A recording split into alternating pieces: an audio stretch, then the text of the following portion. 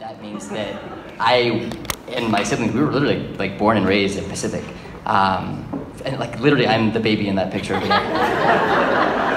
So, and it's crazy. I recognize so many faces here from all these engineering barbecues and potlucks, and if I could count the number of times that we like hung out in Bond Hall, playing on computers. I remember for some reason I associate learning about streaming music in the engineering halls here, and just like working with the students, the college students at the time, with like help with our homework, etc. Yeah, it's interesting. Pacific. I went to UC Santa Barbara for undergrad, but I've always felt this fealty towards like Pacific as like my school, even though I didn't go here. And so I just want to say I look forward to what my dad's about to tell us. I haven't heard any of it. But just once again, thanks again to everyone for coming out. And with that, I'll say Dad, come on up.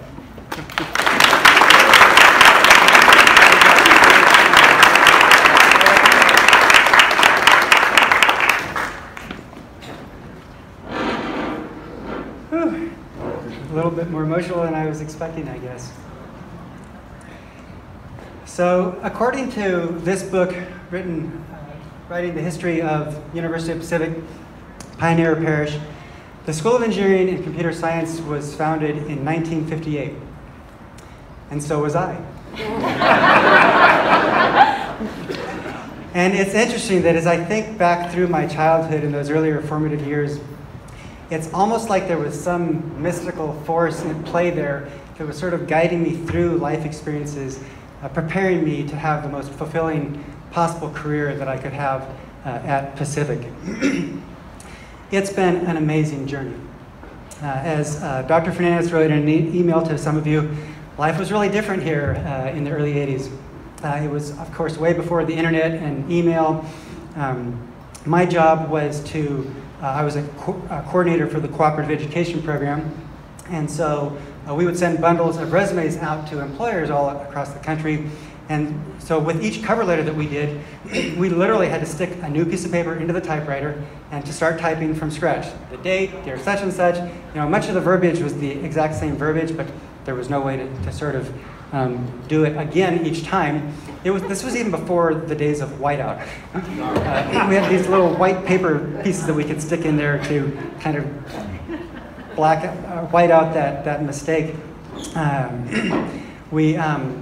Shortly thereafter, we got a program going internationally, and so again, not having email, this involved putting a letter in the mail. It would take 7 to 10 days to arrive in Germany or Japan. So if we heard back from that company in a month, that was like breakneck, right? So times have changed. And for the benefit, this top right corner, by the way, is my very first card. I don't know why I held on to it, my ID card, but that's what I used to look like. And for the benefit of the junior faculty in the room, I thought you might be interested in seeing, this is a typewriter.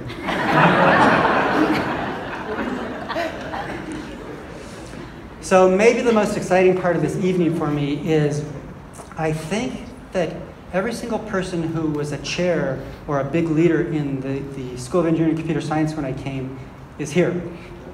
And so I'd like to introduce them, and I'm sorry, gentlemen, but I'd like to ask you to stand when I call your name, and with each name, if you could please join me in welcoming them. And let me just make it clear, these people are the people who really created the foundation for our School of Engineering and Computer Science that we enjoy today.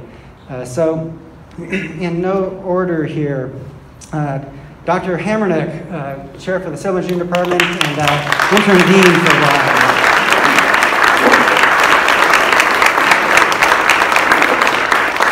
Dr. Dunmeyer, who was the Chair for the Electrical Engineering Department.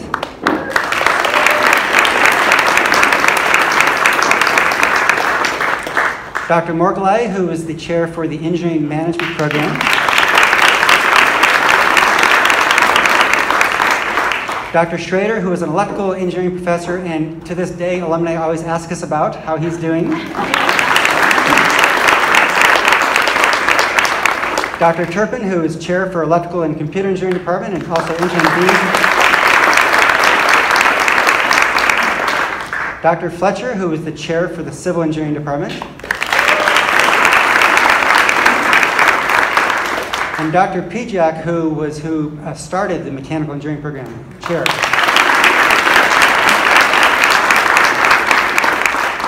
Chairs, did I miss anybody? Did I get everybody? Okay, great. So when we talk about people as employees, sometimes we talk about, does this person work to live or do they live to work? So I would like to make a case to you today that I don't think those two things are mutually exclusive. And I'd like to begin doing this by sharing with you 10 stories that I think illustrate how much fun and fulfillment I have found in my job. Some of them I am more proud of than others. Some of them are just one-liners. I know, breathe a sigh of relief. And some of them may be a little bit self-indulgent, and so with that, apologies ahead of time. Story number one is the story, and those of you who have been around a while, if you want, you can keep track of how many of these you already knew. But story number one was when I took a shower with several lady custodians on campus. Dean Howell happened to be a junior professor here at the time, and he was actually shared this experience with us.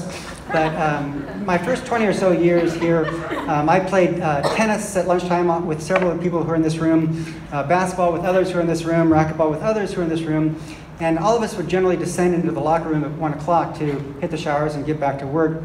And so one day, there's a whole bunch of us in the showers, and all of a sudden these three lady janitors with mops in hand came walking into the locker room all the way into the showers where we were showering. We're all kind of like, we finished up our showers and got dressed and went back. I actually have a picture of this.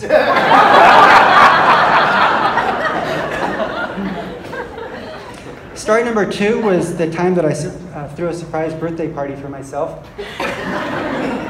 So in the early years, we used to have a break time in the School of Engineering and Computer Science every day at 10:15 and 3:15. It was in the lounge above the fluids lab, and so we aptly called it the Fluids Lounge. We would go in there and have fluids. And it was super fun. And can I digress for a second and say, we need more of that going on this campus. So we would have a lot of fun. There'd be anywhere from a few of us to 15 or so. And whenever it was somebody's birthday, sometimes somebody would bring them a few of these fantastic cottage bakery pastries. How many people remember cottage bakery? Oh, what a loss to the community. So once or twice, somebody did this as a surprise for the person. So I decided to do it one time as a surprise for myself. So I typed up a bunch of little notes that said, meet in the Fluids Lounge tomorrow morning at 10:15 for a surprise birthday party for Gary Martin. And after everybody had gone home that evening, I went into their mailboxes and put these in there. And then the next morning, I got to campus early, and I brought a few of these big pastries, and I put them up in that lounge. Then I went to my office and worked, and then about 10:20, after I figured they'd had enough time to collect up there, I went walking up the stairs, and there was a whole bunch of people who yelled, "Surprise!" After we had visited for a while, I let them know what I had done. Story number three is when I proofread a student's resume one time and showed to him that his name was misspelled. Story number four was when a student misspelled my name, sending an email to me as Professor Martian. Number five was fairly recent. A student asked me if I'd been here since the founding of the university.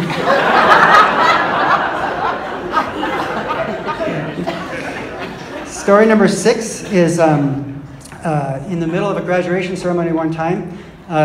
Jason Tokheim had arranged for me to propose for him to his then girlfriend on stage in the middle of the graduation ceremony. Jason and Kristen, did you make it? Are you here? They were hoping to come, but I do have a picture of that event. We had news crews there and everything. It was, of course, a complete surprise. Number seven, in a similar vein, I've had three students now ask me if I would officiate at their weddings. No, I'm not ordained. That's another story. So Elias Karam was the first. He had wanted to come. I think you didn't make it, did you, Elias? But I am super honored that Nate and Selena Chin are here. Where are you? They're over here.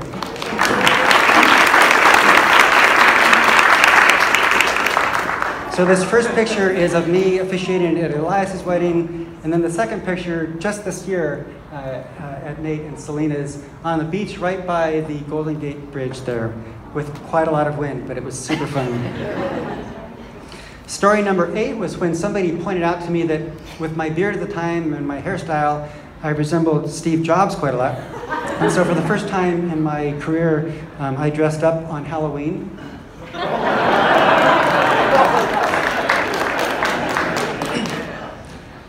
Story number 9. How many of you already know the cow story? A few hands going up. All right. So in my role over the years, I've talked to a lot of prospective students and their families. They come to visit me. And one time I had a student visiting, and I could tell she just wasn't that interested. And so I asked her about it. And she said, yeah, I'm kind of leaning towards Cal Poly. I said, Cal Poly? Why Cal Poly? She says, well, because they have cows there. Okay, that's a first. So, I don't know, I was in kind of a goofy mood, so I said, okay, well, if I bring a cow here, would you come? And kind of with these daring eyes, she said, yeah. So sure enough, first day of school, guess who comes into my office? And my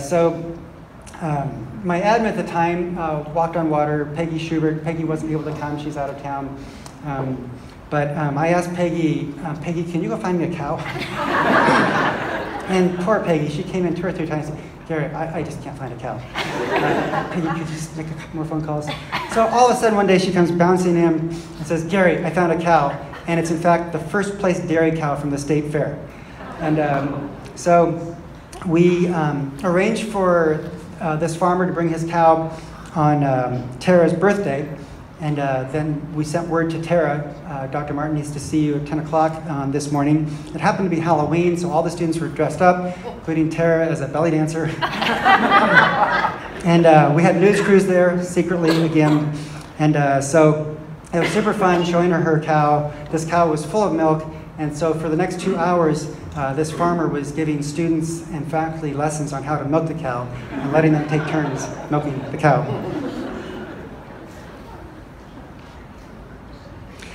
So my last story is my toughest story, perhaps, and maybe my fondest story. So I got a call 8-10 years ago from a woman who identified herself as the legal guardian for a student named Viet Pham. And she told me that Viet had been diagnosed with terminal cancer and wanted to just let me know that he might be needing a little bit of extra help here and there. So I didn't know Viet at the time, but I invited him in to come see me and was just really impressed talking to him and impressed that he was choosing to keep living instead of to begin dying. And he told me that he worked at the library, so I just got curious, and so I called up the library. Robin Imhoff is here, I saw someplace, Robin's over here. Talked to Robin and some others. Well, it turns out that Viet is loved by everybody in that library. They just loved working with him.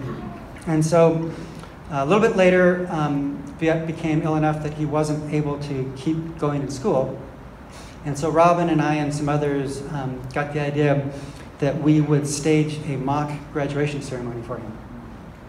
And I was honestly quite nervous about this. I didn't know if Dean Jan was the dean at the time, if the dean or others would say, wait, you can't do this. So we sort of started planning it, and then I finally got up the courage to tell Dean Jan what we were doing. And he approved. In fact, he even agreed to march in with us. So we worked with several of Viet's, talked to Viet, talked to his guardian, agreed to do it. We bought him some academic regalia, worked with several of his friends of planning this ceremony. The library staff was awesome. Thank you again, Robin. They brought all this food and balloons and festive decorations. We did it in the president's room. Had it all set, the party part of it set up in the background. We played the music. We marched in. He and I came in first with some of his closest friends marching behind him. Went up to the front. We did sort of a graduation speech. The dean shook his hand, presented him with this sort of a symbol of a diploma, marched out to the music to this wonderful party in the back and celebrated that time with him. So a few months later, I got a phone call from his guardian, and she said, hey, Dr. Martin, just want to let you know that Viet passed very peacefully, and we just wanted to thank UOP for sending him out right. So, subpoint, that's what a great university we work at. We do things for students all day, every day, and we actually get paid for it. So how can you not be enjoying your work and finding this tremendous fulfillment that we get here at Pacific? So as I begin to close, have I worked to live or have I lived to work? I have loved my work thanks heavily to every single person who's in this room, who's been so kind to me and supportive of me. Many of you truly on a heroic level that have so much more talent than I have, but who have treated me like an equal. I want to continue my digression on the hero path and introduce to you the greatest hero in my life by far, a person that tolerates so much with me, who every day when I go home, complain about this or that, she always confirms that I was right, is my wife, Nancy.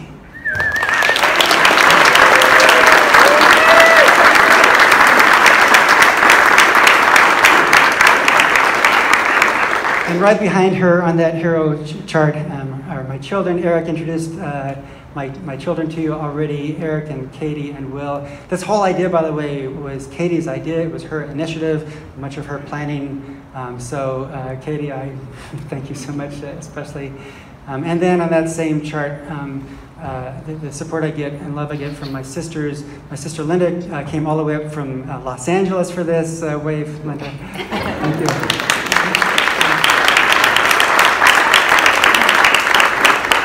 Judy and Karen as well. I'd like to just quickly thank people who helped to make this event possible. My family, along with Drs. Fernandez and Savitz Stark, who organized this for us. My family for the food, including my sister Karen and Elevation 10 with providing the wine. I thank Dean Howell for the setup costs and Bon Appetit for service donation as well. So I've been at Pacific for 35 years. And I have the coasters to show for it. The day I leave, it will mark exactly to the day 36 years. I had planned to retire from Pacific, but sometimes circumstances change in our life, and how boring it would be if they didn't ever change. So as I do leave, again, I thank you so much, and I just want you to know that I'm very much leaving with each of you at the bottom of my heart. So thank you so much again.